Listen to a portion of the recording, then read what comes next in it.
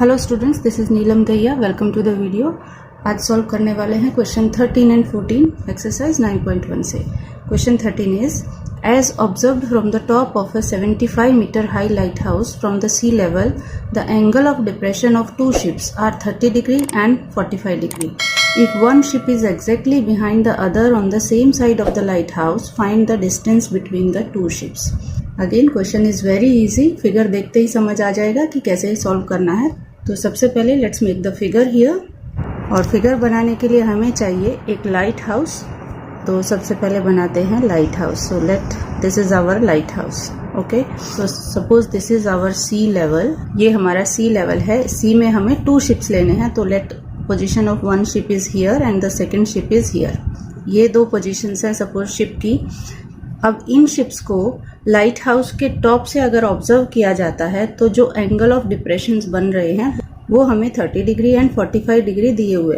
तो angle of depressions बनाने के लिए हमें चाहिए हॉरिजॉन्टल. तो ऑब्जर्वर से पहले एक हॉरिजॉन्टल बनाएंगे. तो suppose this is our horizontal line. अब यहाँ से एंगल ऑफ डिप्रेशन एक ये बनेगा और दूसरे शिप का यहाँ पर ये बनेगा. तो एंगल्स कौन से हो गए हमारे? One angle is this and the other angle is this. ठीक है. अब एक 30 है और एक 45. तो छोटे वाला हमारा ये एंगल है 30 डिग्री और बड़ा एंगल है 45 डिग्री. ओके, इसको अगर लेबलिंग करें तो लेट जो शिप्स की पोजीशन है ए बी ले लेते हैं और जो लाइट हाउस है वो हम लेंगे C D. Okay, lighthouse की जो हाइट दी है हमें वो दी है 75 मीटर. ये लाइट हाउस है, यहाँ पे इसकी हाइट है 75 मीटर. ठीक है, ये लाइट हाउस की हाइट है विच इज गिवन 75 मीटर. हमें निकालना है कि शिप्स के बीच में कितना डिस्टेंस है, यानी कि ए और बी के बीच में कितना डिस्टेंस है, ये हमें फाइंड आउट करना है. अब इसमें भी एज यूजुअल ही सॉल्व करना है. राइट एंगल ट्राइंगल्स लेंगे, वो राइट एंगल ट्राइंगल्स लेंगे जिसमें एक एक्यूट एंगल हमें पता हो. अब राइट एंगल ट्राइंगल्स तो यहाँ हमें दिख रहे हैं. ट्राइंगल बी सी डी, अगर ये राइट एंगल है तो ट्राइंगल बी सी डी है और एक है ए सी डी. लेकिन इनमें यहाँ पर ये जो एक्यूट एंगल है वो हमें कोई भी नहीं दिया है. ना तो यहाँ पर ही दिया है ना यहाँ दिया है.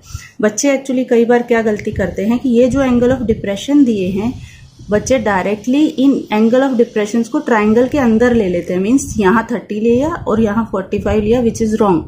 क्योंकि एंगल ऑफ डिप्रेशन हो या एंगल ऑफ एलिवेशन हो वो दोनों हमेशा हॉरिजॉन्टल के साथ बनते हैं. ठीक है, अगर डिप्रेशन है तो हॉरिजॉन्टल ऊपर रहेगा और फिर यहाँ बाहर की साइड बनेंगे एंगल. ठीक है. अब हमें इस क्वेश्चन को सॉल्व करने के लिए हमें नीचे राइट एंगल ट्राइंगल में एक एक्यूट एंगल चाहिए. ओके, तो वो कैसे निकालेंगे? देखिए, हमें ये पता है. अब यहाँ पर ये जो हॉरिजॉन्टल है और AC ये दोनों पैरेलल हैं और AD एक ट्रांसवर्सल है.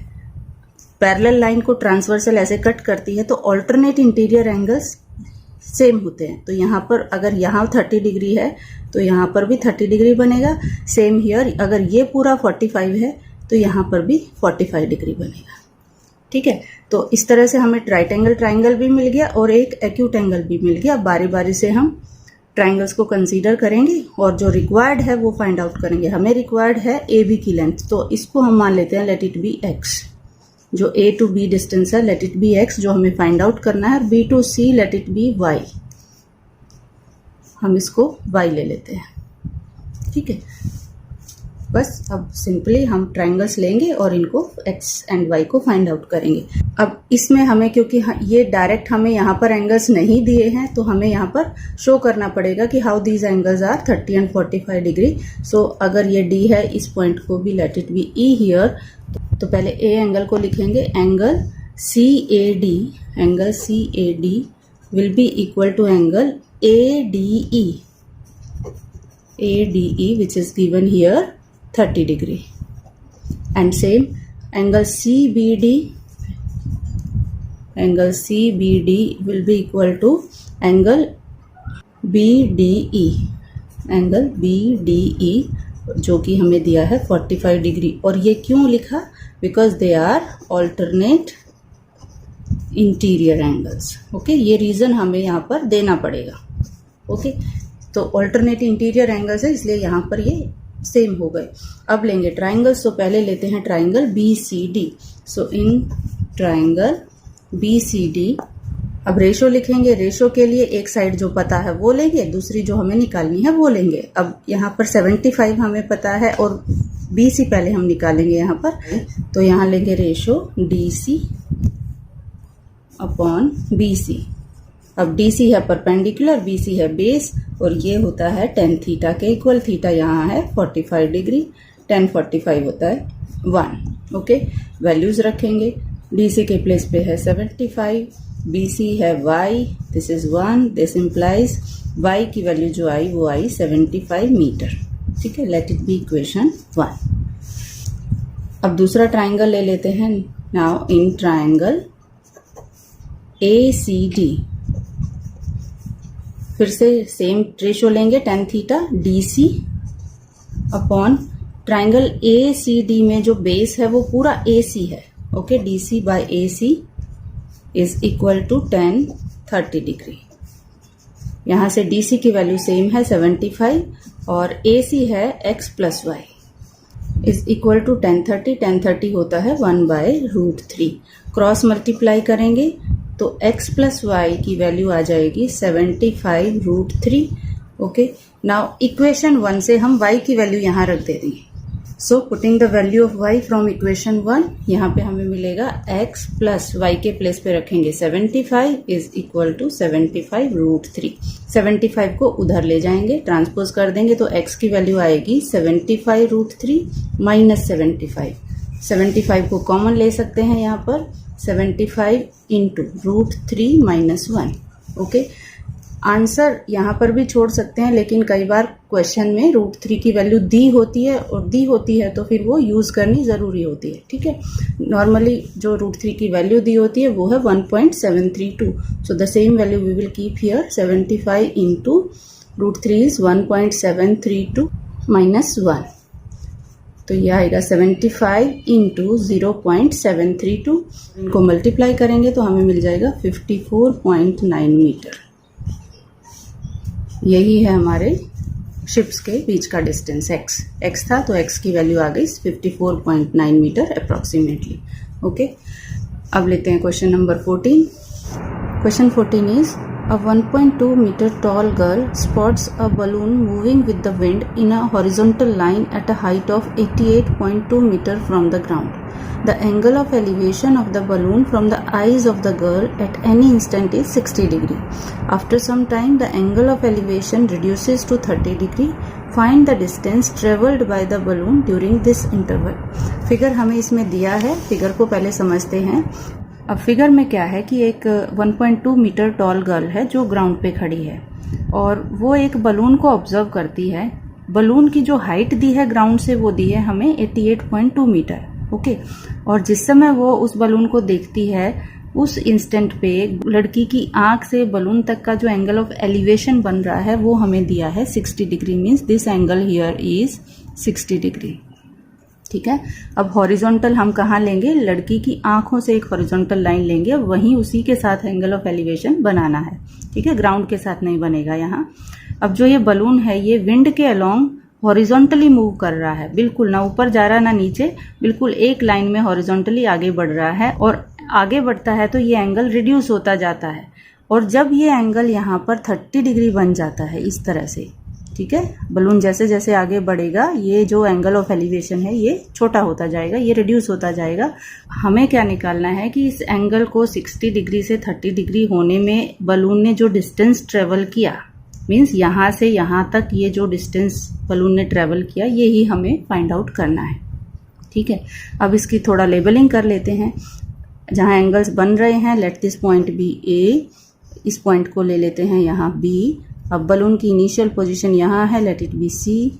ये पॉइंट भी हमें चाहिए, डी ले लेते हैं। और फाइनल पोजीशन बलून की यहाँ है, लेट इट बी ई। और ये पॉइंट भी हमें चाहिएगा, ठीक है, इसको भी यहाँ पर ले लेते हैं एफ।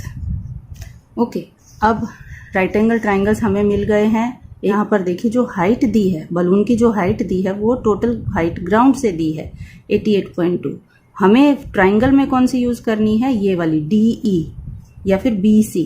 तो हम पहले DE को निकालेंगे और वो कैसे निकालेंगे, टोटल हाइट में से ये डिस्टेंस DF, ये माइनस करना पड़ेगा। अब DF किसके इक्वल है, बिल्कुल ये अगर हॉरिजॉन्टल्स हम ऐसे कंसीडर करेंगे तो ये जो परपेंडिकुलर डिस्टेंस है DF, ये लड़की की हाइट के इक्वल होगा 1.2। तो DF की जो वैल्यू है वो है 1.2। तो 88.2 में से हम 1.2 माइनस कर देंगे तो हमारे पास DE आ जाएगा। DE जो है वो BC के भी इक्वल है, तो दोनों चीज़ें इसमें आ जाएंगी।